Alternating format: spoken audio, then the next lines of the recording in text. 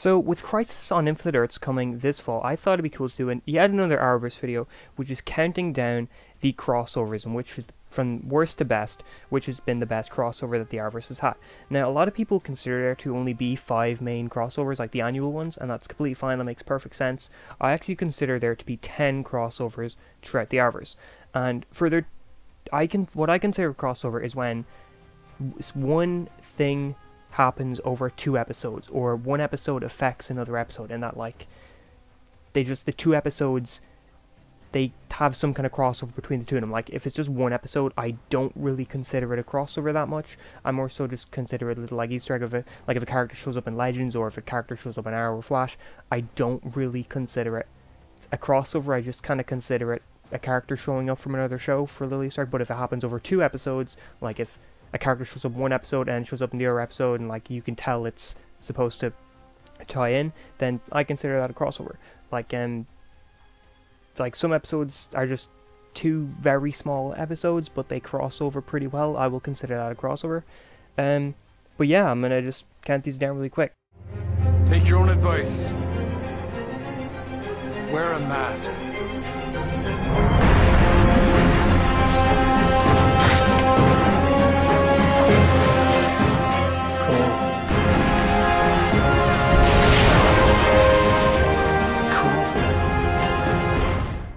So in 10th place, I have the Flash episode, The Pilot, and the Arrow episode, The Calm. Now this was the very first thing that crossed over 2 shows. Before this point, Barry Allen had only shown up on Arrow as an Arrow character, basically. The Flash wasn't around yet. This was the first little inclination we got to what this universe could be. When something happened in the Flash pilot, we see the effect of that happen in Arrow. Like Barry speeds over to Star City to talk to Oliver, and then in the Arrow episode, which aired the next night, we have Oliver get the phone call that Barry's showing up. It's nothing compared to what we get today. It's definitely very far down there on how cool the things we got today are, but this at the time was just so, you were like, wow, they can really do that. This is what they can do. It was just a fun little conversation of Barry just needing inspiration, and Oliver gave the cool speech about how Barry can be a hero because he can be better than the Arrow, because he can inspire people. It's still a really nice scene, and I still love that scene so much. And just Barry speeding away, and Oliver using his grapple arrow to kind of like get onto the wall, and them both saying cool as they see each other do their things. It was just a nice little scene, and while it's pretty boring compared to what we get now, I still think it's great. Hi, I'm Ray. I know Barry's the Flash. I'm the Black Canary. I love you. In 9th place, this is kind of a weird one. This is technically a 3-episode crossover, but it's kind of only a 2-episode crossover. It's the Flash episodes All-Star Team Up and Who is Harrison Wells from Season 1, and the Arrow episode Broken Arrow from Season 3. So, in All-Star Team Up, Ray Palmer and Felicity Smoke come over to Star City because Ray needs help fixing his suit, I believe it was. I haven't seen this episode in like a year, but I believe Ray needed help fixing his suit. And then they help take down Bug-Eyed Bandit. They help Team Flash do that. Then in the Arrow episode, we have a conversation between Ray and Cisco about Ray discovering the metahumans, and Cisco discovering as well, the metahumans are happening not just in Central City, but metahumans are being created outside of Central City. Then in the next Flash episode, we had Joe West go over to Star City to talk to Quentin Lance, and Cisco goes with him and gets his canary cry from Laurel. Who is Harrison Wells isn't really tied to them, but they all happen so close together that it feels like it was supposed to be one mini event. It's not great. These episodes had a lot of problems between themselves, and Who is Harrison Wells was a great episode, but All-Star Team Up, in my opinion, was honestly one of the worst episodes of Flash Season 1. It was still good, it just wasn't great. Broken Arrow was one of my favorite Arrow episodes of all time, but the crossover was basically the equivalent of an after credit scene, and it had absolutely no effect on the story of the episode itself. But it's because of what happened, it's still better than the first crossover. But it's a little bit boring. Kind of all we see is Ray and Flash teaming up, which was cool, but again, it was nice to be a little event. This wasn't meant to be this big Arrowverse crossover, so it's unique and nice for what they did with it.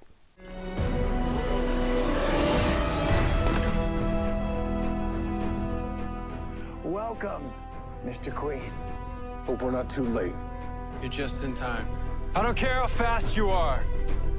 You can't fight all three of us at the same time. In 8th place, I have Rogue Air and My Name is Oliver Queen. Rogue Air is Season 1, Episode 22 of The Flash, and My Name is Oliver Queen is Season 3, Episode 23 of The Flash season final. This, along with the last crossover I talked about, we don't get these kind of things anymore, these small events that aren't hyped up at all. They just happen in the shows, and when they happen, they don't feel forced, they make sense. We really need to get back to doing stuff like this because they're awesome. But this was just Barry called in Oliver and Ronnie to help him fight Reverse Flash, and then Oliver needs a favor, which is getting Barry to rescue his team from Ra's al Ghul's lair in Nanda Parbat. It was a really small thing that wasn't hyped up at all, but it was awesome. My Name is Oliver Queen was a little bit underwhelming because Barry just shows up, vibrates the, or he, like, I forget what he does. Does he vibrate the glass off of the prison cell thingy, and then Felicity shouts Barry's identity out in front of Malcolm Merlyn and all that. That wasn't that great. That was a little bit underwhelming. Rogue Air was awesome though. We have Oliver in his League of Assassins getup, in his Al-Fahim getup, teaming up with Firestorm and Flash, fighting Yobarthon, and we get the iconic lines of like nanites courtesy of Ray Palmer, and the history books say you live to be 76 years old, and all that. It was a great small crossover, small event. And again, it's nothing compared to what we get now, but it was still great for its time. On your marks. Get set. Go.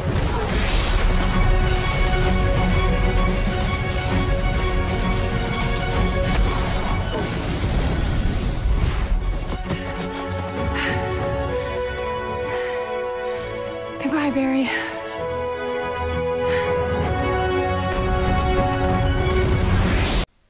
In 7th place is the Supergirl episode's World's Finest. This also ties in with the Flash episode 17 of Season 2. It just barely ties in. But basically, Barry goes over to Supergirl's Earth. He ends up on Earth 38 for his first time ever because he ran too fast. And this is the first time they meet. This is the first time we ever see Supergirl interact with any characters from these other shows. And then the only little crossover bit with the Flash episode is that Barry disappears for a second and comes out the other side. He doesn't even reference it. He seems kind of confused for a second, but he doesn't really mention it that much. But this was a nice, fun little episode. It was very small scale. It just Barry and Supergirl teaming up to fight two of Supergirl's villains. But it was good to just set up these characters and show that they know each other now. And I liked it. It was fun. It was just fun seeing Barry and Supergirl interact with their Sam. And again, this was a small crossover that I feel like we need to get more of. Ever since we've been getting the bigger crossovers, like the big yearly ones, they don't seem to do the smaller ones as much, which I guess makes sense. Like, the big ones take so long, they don't really want to do the smaller ones scattered throughout the year. Everyone in there is willing to die to protect us. It's what makes them all heroes. My hate will follow you for all eternity. Now, Kendra! In 6th place, I have Heroes Join Forces. This was the crossover that set up Legends of Tomorrow.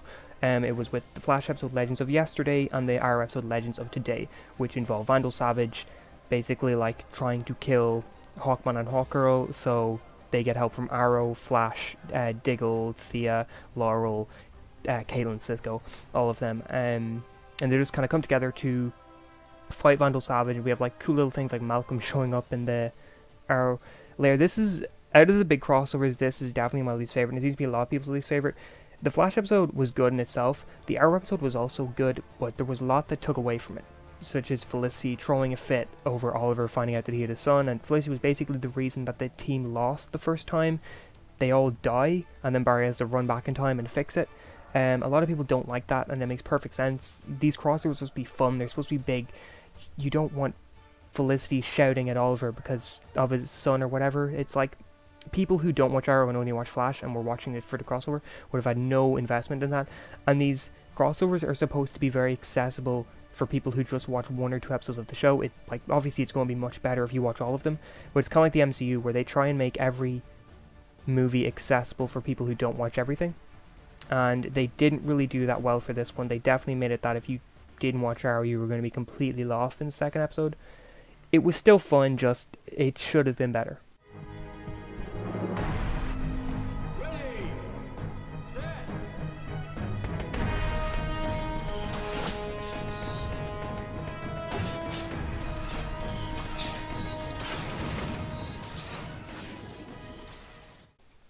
In 5th place, I have Flash vs. Arrow. This is the first yearly crossover that involved the Flash episode, Flash vs. Arrow, and the Arrow episode, The Brave and the Bold. The Flash episode involved Oliver and Barry having to fight Rainbow Raider, I forget what his name was, and basically he like messes with them and makes them fight each other. Well, he makes Barry like go crazy and try and fight Oliver. Then in The Brave and the Bold, we have Oliver and Barry take down Captain Boomerang.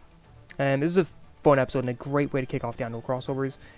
It's very small scale, and the 2 episodes aren't really related much. They reference each other, but mainly the episodes had standalone. Both episodes had different villains, and it kind of just felt like a comic book where you would have like a Green Lantern and a Flash crossover comic where they'd fight different villains in both comics, but you could tell it was part of one small event. It was the same thing like this. It was fun seeing these characters interact. Captain Boomerang was a really good villain.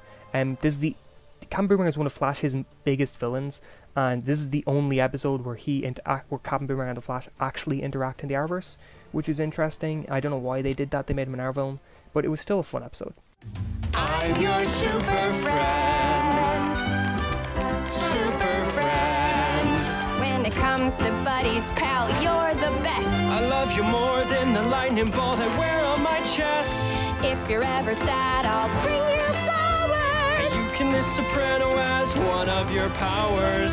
If you're ever broke, I've got the cash on my couch. You're welcome to crash. And if you ever need a hand, I'll be there in a flash. Barry. That was funny. In 4th place, I have Duet, and that is the Flash episode Duet, and it started at the very end of Supergirl Season 2, Episode 16, I think. I can't remember the name of it. But basically, Music Meister shows up. He, like, knocks Kara out and puts her into the Duet world. Then Music Meister pops over to the Flash episode, does the same to Flash. Then Mon-El, Martian Manhunter show up on Earth 1 to, like, get help with Supergirl and all that. Really fun episode. I know a lot of people hate this because of the whole musical part, but I thought this was great. I thought for what they wanted to do with it, it was perfect. It wasn't too big, it wasn't too small. It was just right, and we even had characters like Malcolm Merlyn show up in this fake world. We had Martin Stein come back in this fake world, and we had Kid Flash and Martian Manhunter team up, and Vibe as well. It was just so cool, and again, I wish they would do these small crossovers again. But even the music was great, gotta be honest. Here we go.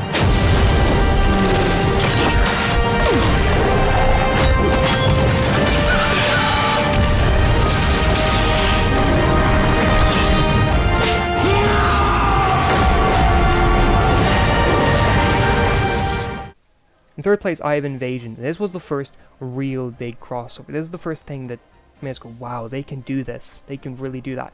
This was crossover between The Flash, Arrow, and Legends of Tomorrow, and just barely at the end of a Supergirl episode. But Supergirl appears in all of the 3 main episodes. And basically, the Dominators show up. They also had the problem of having the Arrow episode have to be the 100th, but they handled it so well by making all of the characters from Arrow be in the Dominator ship in like a fake dream world. So they handled the Arrow 100th amazingly, as well as the other stuff, and the final battle is so cool. Just that lineup shot of all of them going after the Dominator is just perfect.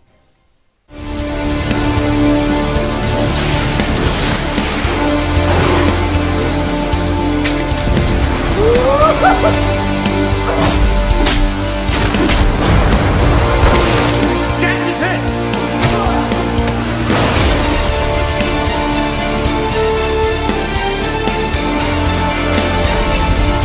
You're gonna show these people that this Earth belongs to us. We will not surrender. We will not back down. We will keep fighting. So get the hell off our Earth while you still can. In 2nd place, I have Crisis on Earth X. Now, honestly, this is probably the best crossover.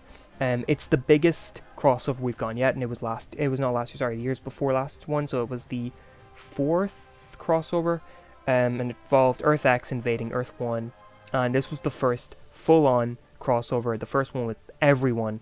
It was huge, and the music was great. It actually felt like a movie.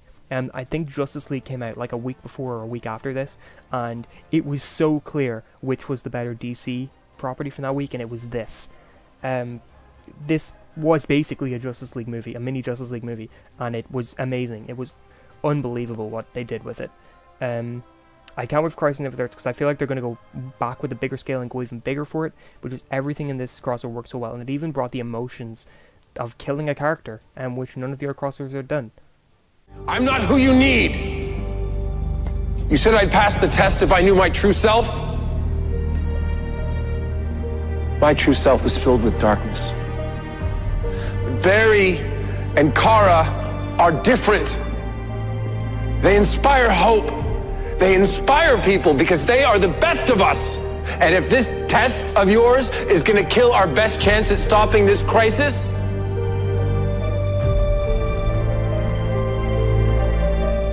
well, as gods go, you're not a very smart one. The universe is a complex piece of machinery, and balance must be maintained. One change requires another. How would you propose I keep the balance? In first place, I have the most recent crossover, Elseworlds. I'm a little biased towards this because it has Superman in it. I love Superman.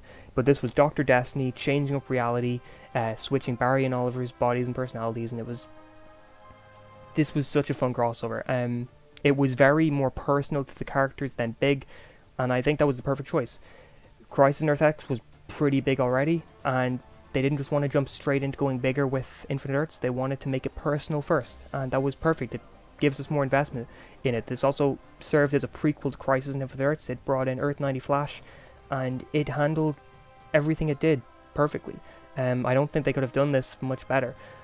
I know a lot of people consider Earth X the better crossover, and that's fair, but I just think that this was a nice, personal, small-scale thing to really set up Crisis on Infinite Earths, and I loved it. So that is how I'd rank all 10 of the big crossovers. What about you? What would you rank? What would you put where? And if you have any ideas for Arrowverse or MCU viewers or something, let me know, and I'd love to do them. And thank you very much for watching, and I hope you have an awesome day. And please like and subscribe.